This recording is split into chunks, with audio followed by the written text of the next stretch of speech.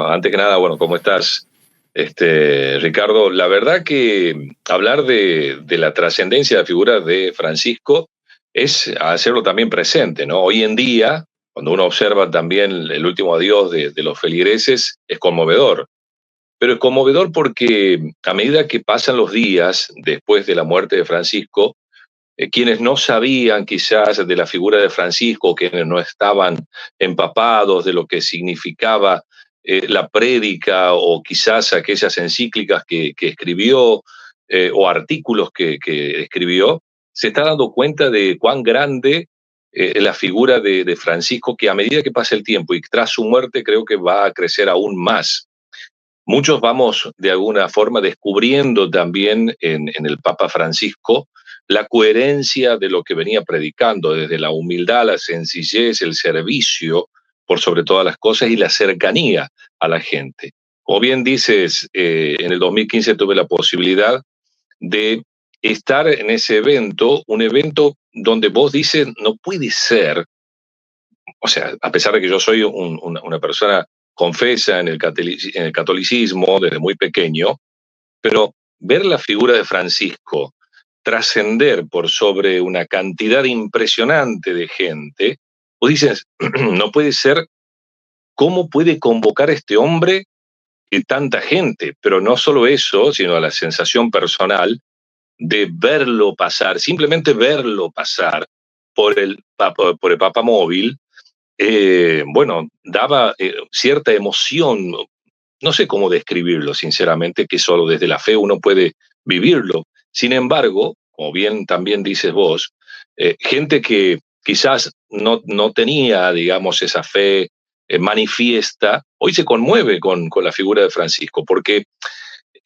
creo que hay muy pocos papas que han dejado un legado tan importante para la Iglesia. Francisco ha cambiado prácticamente la Iglesia Católica, no nos dimos cuenta quizás, no hemos sido conscientes. Muchos todavía creen que la Iglesia Católica es aquella iglesia antes del papado de Francisco, pero hubo muchos cambios y creo que lo más destacado del papado de Francisco es ese cambio.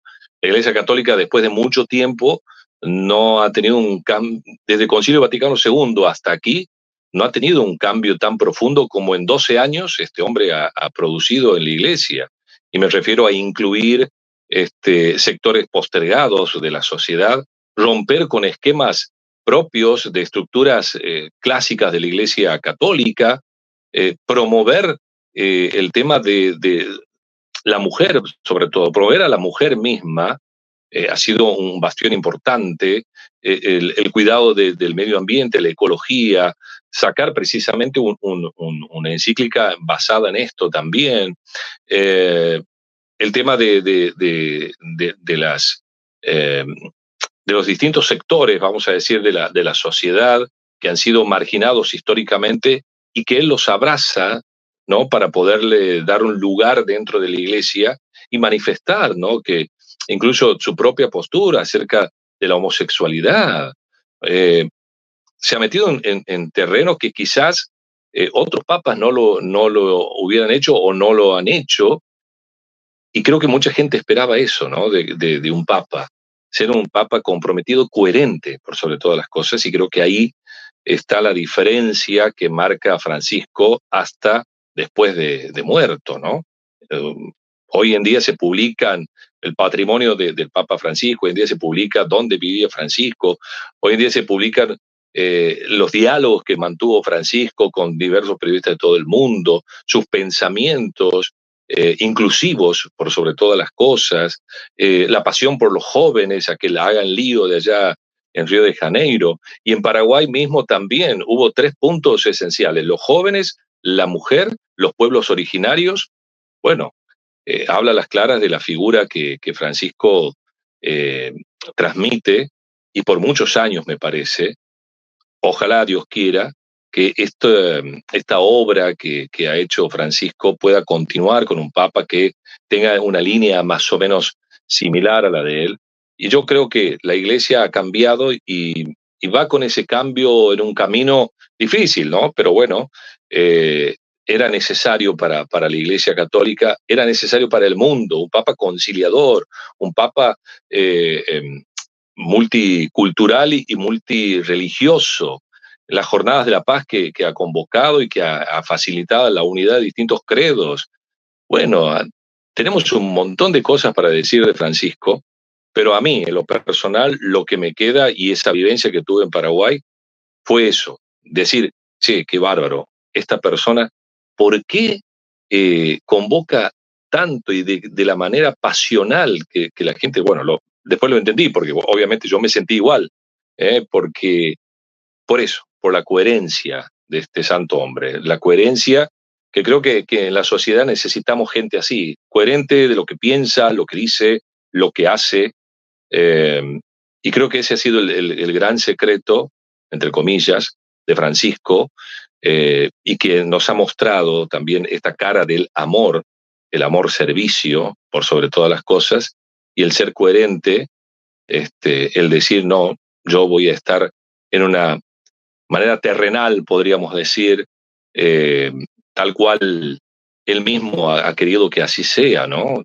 Traerlo a Dios en la tierra también y vivirlo de esa manera y enseñarnos a vivir un Dios presente, terrenal, metido en todas las cosas nuestras, nos hacía falta, desde la iglesia y como sociedad en el mundo también, ¿no? Y mucho de las cuestiones, que por eso es bueno hablar con vos, un comunicador de la palabra, y bueno, que está hace mucho tiempo en la radio y la televisión, pero también conocemos, bueno, tu humor, y yo veía videos que, bueno, por ahí no los había visto antes, y cuando le dicen, Papa, estoy rezando por usted, le grita uno y le dice, ¿a favor o en contra? O sea, eso cuando habla sobre el matrimonio, sobre la familia. Y bueno, él habla de la suegra y con ese humor que te incluye, ¿viste? Uno se pone a escuchar, claro.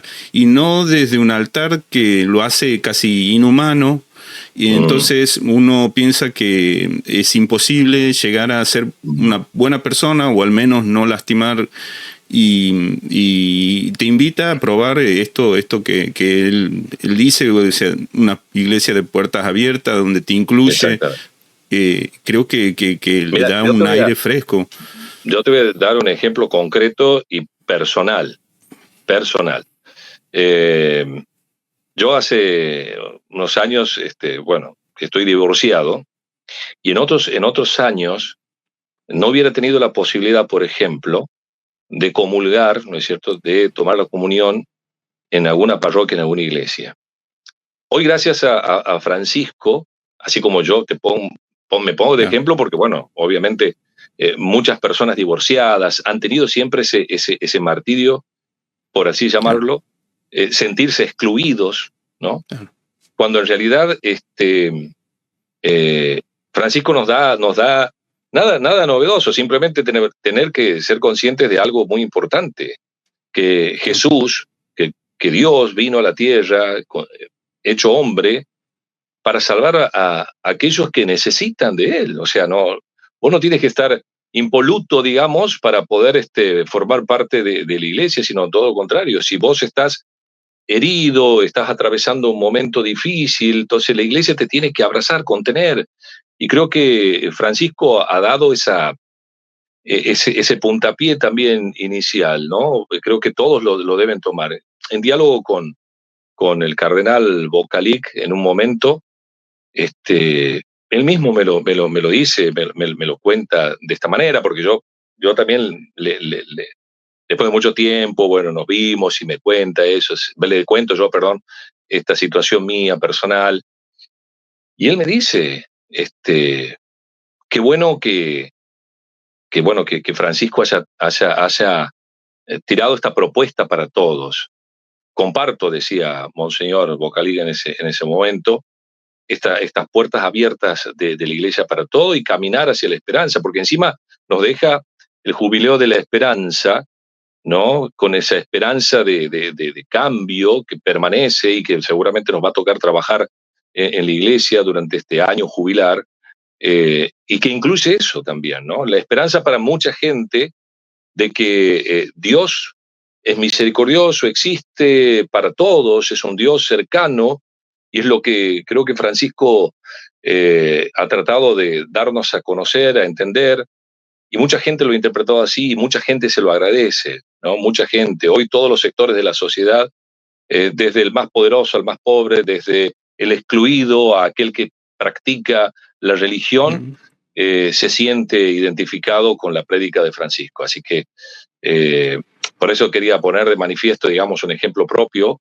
claro. porque era una realidad que vivía mucha gente separada, mucha gente divorciada, y que era quizás practicante en su momento en la iglesia, y que cargaba con esa incluso hasta culpa, podríamos decir, ¿no? Por haberse separado, divorciado, pero en realidad no es así. Al menos este Papa ha dado los conceptos básicos para que entendamos de que no es así, que la iglesia se abre para todos, es una para todos, eh, y hoy en día a mí